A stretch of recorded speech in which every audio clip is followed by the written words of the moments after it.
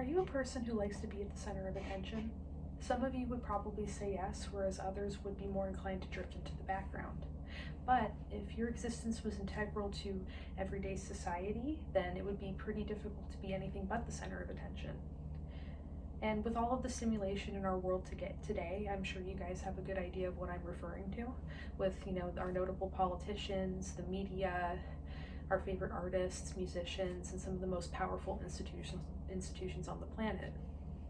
However, what if I told you that there is a place that is greater than all of these combined and carries with it ages worth of art, religion, and also a couple of conflicts that it was involved in that were pretty interesting? This place that I'm referring to is known as the Parthenon and is very significant to not only Greek history, but the world's history at large. And with that, it's pretty easy to understand why the Parthenon garners so much attention. Ever since I was younger, I've always had a fascination with history, and I particularly enjoyed ancient history and societies as well as the Greeks. And so through this, I decided to choose the Parthenon as my topic, and have spent the last 3 weeks researching all of this intriguing information to share with you all. And you might think of the Parthenon as this age-old relic that is no longer relevant to our society. However, it's quite the opposite. In the journal article provided by UXL World Eras, copyright 2016, oratory was a very well-known Greek art that was incredibly important, and it's commonly referred to now as public speaking. So without structures such as the Parthenon to gather and practice this art, such as oratory, then it's very possible that we wouldn't be in a speech class today. So in the next few minutes, we are going to travel back in time and discuss some important elements regarding the Parthenon. First, we are going to cover the creation of the structure along with its purpose. Second, we are going to discuss some elements that led to the destruction of the temple. And third, we are going to go over the current state of the structure today. After about 2,500 years, a large portion of the structure is still standing today, and this is all thanks to its marble design. UXL World Eras, copyright 2016, states that there were 8 massive pillars on both ends of the temple, along with 17 columns on the sides, and this entire structure was comprised of 22,000 tons of marble. So it's pretty easy to see why a large portion still stands today. And if you look here at this visual that I provided, you can see that so many of the columns are still supporting a good majority of the structure, which allows us to see how much of it is currently intact, and also it gives us a good insight into what the structure might have looked like that many thousands of years ago. And along with these impressive dimensions, this was also designed for the patron goddess of Athens, commonly known as Athena. And in Archaeology magazine, May of 2020, within the Parthenon, there was a massive statue that was adorned in gold and ivory. And this was made in Athena's likeness, or how the Greeks believed that she would have looked if she were a real figure. And this statue is very significant to not only ancient Athenian society, but just the Parthenon in general. And it also shows the Parthenon's relevance, since she was such an important figure.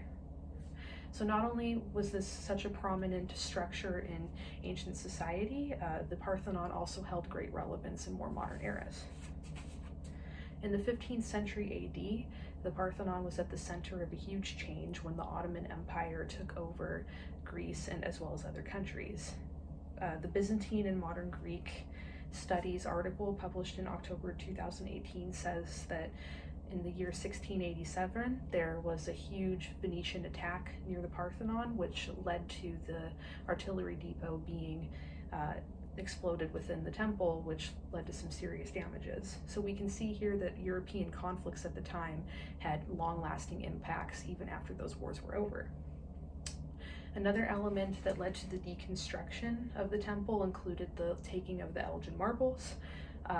Encyclopedia Britannica has a text that provides information that was published on March 16, 2022, and it states that Lord Thomas Bruce of the 19th century England actually took those sculptures from the Parthenon for himself, and those works of art are still in the British Museum to this day. And since those sculptures are so important, it's understandable why it was such a huge consequence for these works of art to be taken. And so with these damages and the loss of artwork, it's very crucial for there to be specific protections for what is still left of the structure for the Parthenon.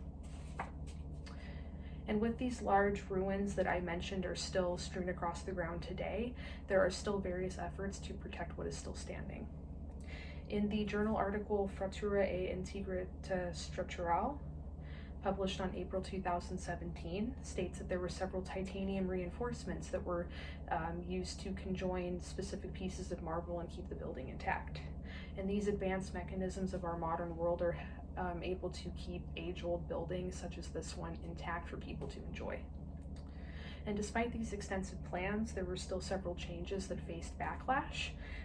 PRI's The World, Minneapolis, published 6/17/2021, stated that there were several critics from both Greece and the rest of the world that believed that there was a lack of transparency with this project that was carried out, as well as a lack of preparation and study.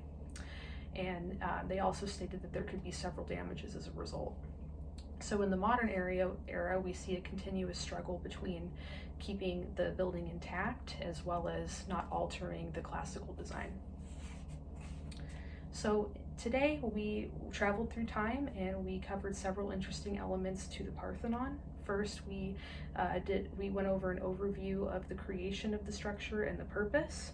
Second, we covered some elements that caused the destruction of the temple. And third, we covered the interesting modifications as well as the debate surrounding it. So after hearing all of this, you might ask yourself, is it worth being at the center of attention? Personally, I don't think so.